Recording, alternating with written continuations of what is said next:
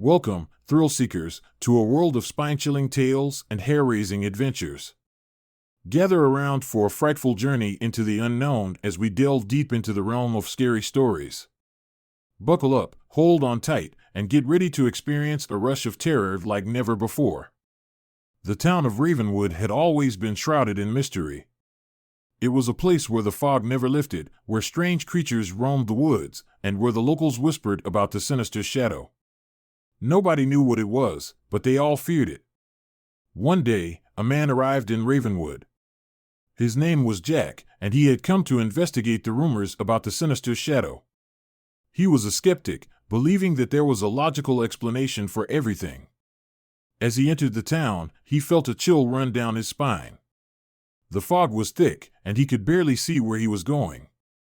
The few people he passed seemed to avoid him, and their eyes held a mixture of fear and suspicion. Jack headed to the local inn, hoping to find some answers. The innkeeper, a grizzled old man, eyed him warily as he entered. "What brings you to Ravenwood?" he asked. "I'm here to investigate the rumors about the sinister shadow," Jack replied. The innkeeper's expression darkened. "You shouldn't be meddling in things you don't understand," he warned. But Jack was determined. He had heard too many stories about the sinister shadow to let it go uninvestigated. As he settled into his room, he felt a strange presence in the air. It was as if something was watching him, waiting for him to make a move. The next morning, Jack set out into the woods. He had heard that the sinister shadow often appeared there, and he was determined to catch a glimpse of it. As he walked, the fog grew thicker. It was like walking through a wall of white. The trees loomed overhead, their branches gnarled and twisted. Jack felt as if he was walking into a nightmare. Suddenly, he heard a sound. It was like footsteps, but too light to be a human's. He turned, but there was nothing there. He continued walking, his heart pounding in his chest. The footsteps grew louder, and he realized they were coming from behind him. He turned again, but still, there was nothing. Then, he saw it. A shadow, darker than the fog, was moving towards him. It had no discernible shape, but Jack could sense its malevolent intent. He tried to run, but the shadow was faster. It engulfed him, and he felt a coldness seeping into his bones. He heard a whisper in his ear, a voice that spoke of death and despair. And then, it was gone. Jack was left alone in the woods, trembling with fear. Jack returned to the inn, shaken by his encounter. He knew that he had to investigate further if he wanted to uncover the truth about the sinister shadow. He spent the next few days talking to the locals, trying to piece together the history of Ravenwood. What he discovered was disturbing. The town had been founded by a group of settlers who had fled from a neighboring village after accusations of witchcraft. They had built their homes in the heart of the woods, hoping to escape persecution. But the darkness had followed them. Strange things had begun to happen in Ravenwood, and the settlers had whispered of a malevolent force that lurked in the fog. Over time, the town had become isolated from the rest of the world.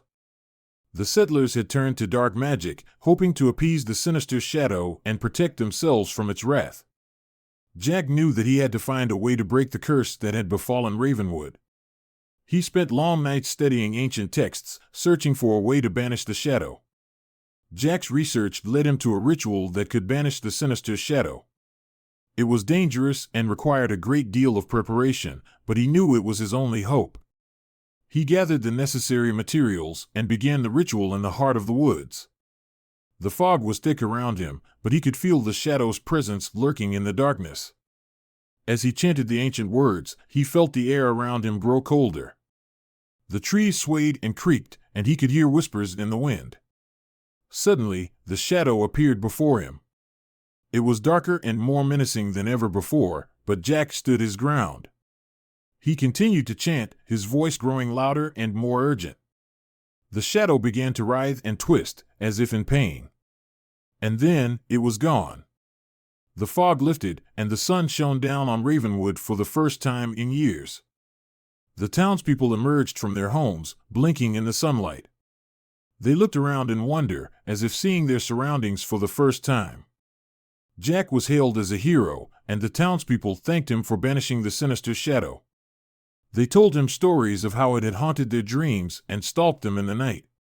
But Jack knew that he couldn't stay in Ravenwood.